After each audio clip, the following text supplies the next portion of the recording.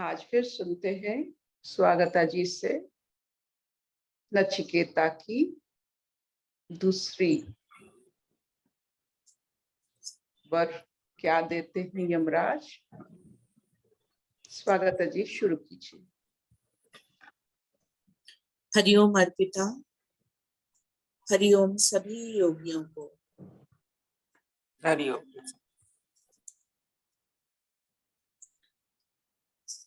नचिकेता उवाच। नचिकेता बोला, स्वर्ग स्वरूप प्रदर्शन। स्वर्गे लोके न भयं किंचनास्ति, न तत्र त्वं न जर्या बिभेति, उभे तीर्त्ववाशनाया पिपासे, शोकातिगो मोदते स्वर्गलोके। हे मृत्युदेव, स्वर्गलोक में कुछ भी भय नहीं है। वहां आपका भी वश नहीं चलता। वहां कोई वृद्धावस्था से भी नहीं डरता।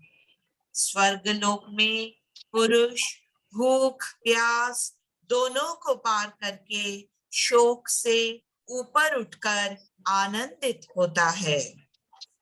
स्वर्गलोक में रोगादि के कारण होने वाला भय तनिक भी नहीं है। हे मृत्यु, वहां आपकी भी सहसा दाल नहीं गलती। अतः इस लोक के समान वहां वृद्धावस्था से युक्त होकर कोई पुरुष आपसे कहीं नहीं डरता, बल्कि पुरुष भूख प्यास दोनों को पार करके जो शोक को अतिक्रमण कर जाए, ऐसा शोकातीत होकर मानसिक दुख से छुटकारा पाकर उस दिव्य स्वर्गलोक में आनंदित होता है। द्वितीय वर्ग, वर्ग साधन भूत अग्नि विद्या। स त्वम अग्निं स्वर्गय मध्येषि मृत्यो, प्रब्रूहि त्वं श्रद्धानाय मध्यम, स्वर्गलोकामृततत्त्वं भजन्त एतद्वितीयेन वृणीवरेण।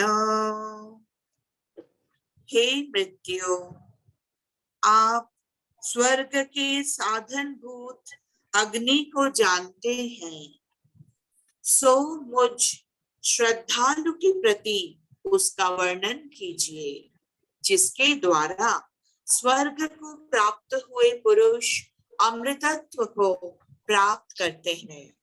दूसरे वर्ष से मैं यही मांगता हूँ, हे मृत्यु, क्योंकि आप ऐसे गुण वाले स्वर्गलोक की प्राप्ति के साधन भूत अग्नि को स्मरण रखते यानी जानते हैं, अतः मुझ स्वर्गार्थी श्रद्धालु के प्रति उसका वर्णन कीजिए। जिस अग्नि का चयन करने से स्वर्ग प्राप्त पुरुष अर्थात स्वर्ग ही जिनका लोक है, ऐसे यजमान गण अमृतत्व अमरता अर्थात देव भाव को प्राप्त हो जाते हैं। इस अग्नि विज्ञान को मैं दूसरे वर द्वारा मांगता हूँ। हरिओम। एक बच्चे का मानसिक स्थिति देखिए। नचिकेता जो एक बच्चा है, तो पहले अपने पिता के लिए मांगता है। तो बचपन में सुना हुआ एक ऐसे राज्य के बारे में सुनना चाहता है जिसे स्वर्ग कहा जाता है। स्वर्ग में दो चीज नहीं होते हैं, एक जरा और एक भूख। ब्राह्मण कुल में क्या होता है, उनका एक उपाधि होता है, ब्राह्मण गरीब को पर्याप्त ना होने से वो अपना जो सिद्धि है वो पर्याप्त धन से लाभ नहीं हो सकता है। आपने देखा होगा कि ये जो शरीर बहुत अच्छे से चलता है जब इससे थोड़ा बहुत भूख में रखा जाता है, क्योंकि हमारे पृथ्वी में जब प्राणियों की आविर्भाव हुआ तो उनको पता नहीं था क्या खाना है क्या नहीं खाना है। वर्जित खाने के बारे में कोई नहीं जानता था और खाना क्या है वो भी नहीं जानते थे। तो बहुत समय भूख में रहना पड़ता था। तो भूख is a natural, hunger is a natural state of life. और ये जो अभी हम प्रतिपत्ति देख रहे हैं, चारों तरफ जो भी हो रहा है, देखिए ये भूख के कारण हो रहा है। Anyone hungry achieves success. तो जहां तक हमारे ऋषि मुनियों ब्राह्मण ने अपना स्नायु को व्यवहार करके अपने ज्ञान की लौ को जलाने के लिए जो उन्होंने अपना मस्तिष्क को व्यवहार किया है, वो बहुत सारा खाद्य से नहीं होता है। तो इसीलिए कहा जाता है जहां लक्ष्मी रहते हैं वहां मां सरस्वती नहीं रहते। भरा हुआ भरा हुआ जो हमारे खाद्य है वहां सारस्वत नहीं हो सकता है, क्योंकि जहां वस्तु भरते हैं वहां सहजता नहीं रहता है, क्योंकि उसको ठीक तरह से सब में बांटना पड़ता है। उसमें समय जाता है, सोच जाता है। जब इतना हो ताकि बहुत सारे लोगों का ख्याल ना आए, आप अपने अंदर उसे बांट सकते हो ताकि आपको समय मिले आपकी सारस्वत साधना करने के लिए। इसीलिए ब्राह्मण का उपाधि गरीब होने से ब्राह्मण होता है। गरीब ब्राह्मण, धनिक राजा। तो ये जो उपाधियां अभी ये बच्चे की मानसिकता में देखिए, तो जो परिवेश में वो बच्चा जन्म लिया है, काम कर रहा है, देख रहा है, वो स्वर्ग के बारे में उनका बहुत ही चिंतन हो रहा है कि कैसा है ये स्वर्ग। ये स्वर्ग में जहां भूख नहीं होता, जहां बीमारी नहीं होती, वो कैसा जीवन आचरण करने से स्वर्ग समान सुख मिल सकता है। वह अग्नि क्या है, क्योंकि बच्चा हर समय देख रहा है यज्ञ चल रहा है, अग्नि प्रज्वलित हो रहा है, मंत्र का आहुति चल रहा है, भाव बदल रहा है, चारों तरफ उसका असर पड़ रहा है। दूर दूर से लोग आकर उनके लिए श्रद्धा और जो भी पूंजी दे के जा रहे हैं, वो सब अग्नि को देखकर वो जानते हैं। बच्चा सोच रहा है अग्नि का कुछ महात्म्य होगा जिसमें इतने सारे सामूहिक भाव जागृत होते हैं। तो उस अग्नि को वो अग्नि क्या है जिसको जागृत करने से आपको स्वर्ग का सुख मिलता है। Very pertinent question. मेरे पिता माता अच्छे रहे और सुख समृद्धि का जो अंतिम चरण है जिसको हम स्वर्ग मानते हैं, वो कैसे होता है। उस लोक में वास करने के लिए क्या क्या करना पड़ता है। हमारे परंपरा में दो ऐसे शब्द है जो मन को बहुत भान लेती है।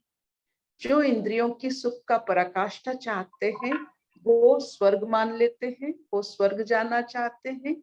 जो इंद्रियों से मुक्त होकर लीन होना चाहते हैं वो मोक्ष मांगते हैं, निर्वाण मांगते हैं। तो स्वर्ग की इच्छा आपकी हर इंद्रियों की पूर्ति करेगी और मोक्ष की इच्छा आप इन इंद्रियों से ही मुक्त करवा देगी।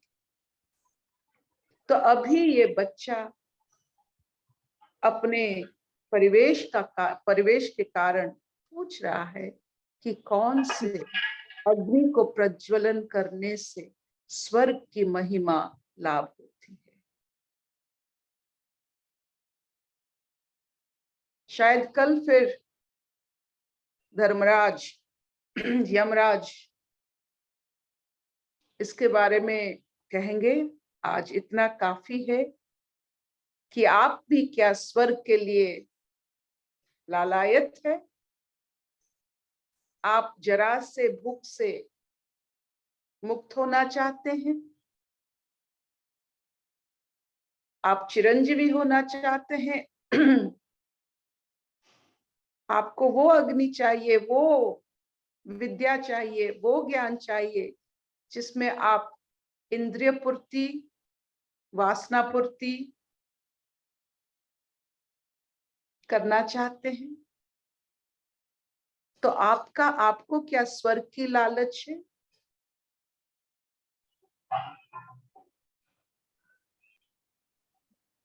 तो कल फिर पढ़ते हैं कि यमराज नचिकेता को इसका उत्तर क्या देते हैं। This is a very important question. Nachiketa मोक्ष नहीं मांग रहे हैं, बच्चा है, गरीब ब्राह्मण की एक बच्चा है जो देखते हैं कि हर समय अग्नि प्रज्वलन होता है, मंत्र की आहुति चलती है, सबका मंगल के लिए बार बार चेतना जागृत होता है। आप देखोगे कि जब भी आप देखोगे कोई भी मंत्र में परिपूर्णता, सबका परिपूर्णता मांगा जाता है। वो सांसारिक भी हो सकता है, जैसे अश्व हो, हाथी हो, सोना हो, मुद्रा हो, काम करने वाले लोग हो, ये सब उस मंत्र में भी होता है। तो बच्चा सुन रहा है और ये सब कहाँ मिलता है? ये सब जो उन्होंने सुना है वो यहाँ नहीं मिल रहा है। तो स्वर्ग एक ऐसा राज है जिसमें सब कुछ भरपूर होता है, मृत्यु नहीं, भूख नहीं, सब कुछ भरपूर।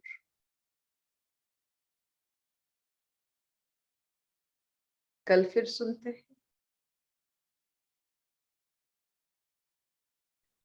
यम ब्रह्मा वरुणेन्द्र रुद्र मरुता सुन्वन्ति दिव्यैस्तवैः वेदैः संगपादक्रमोपनिषदैर्गायन्ति यं सामगा ध्यानवस्थिता तद्गतेन मनसा पश्यन्ति यं योगिना यस्यन्तं न विदुः सुरसुरगणा देवाय तस्मै नमः, देवाय तस्मै नमः, देवाय तस्मै नमः। मुखं करोति वाचालं पंगुलंघयते गिरिं यत्कृपातमहं वन्दे।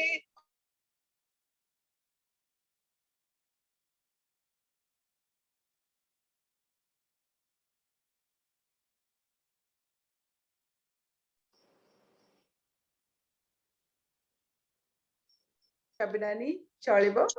हाँ हाँ मम्मी, हाँ हाँ देखिए हमारे बच्चे जो सब काम करते हैं जन्नत के लिए, टेररिस्ट बनते हैं, ये जन्नत के लिए, हम तो निर्वाण के लिए जीते हैं। This is the difference. जो स्वर्ग प्राप्त करना चाहते हैं वो संसार में क्या करते हैं, और जो निर्वाण प्राप्त करना चाहते हैं वो क्या करते हैं। Bye bye. बाय धन, bye, have a nice day. Thank you so much.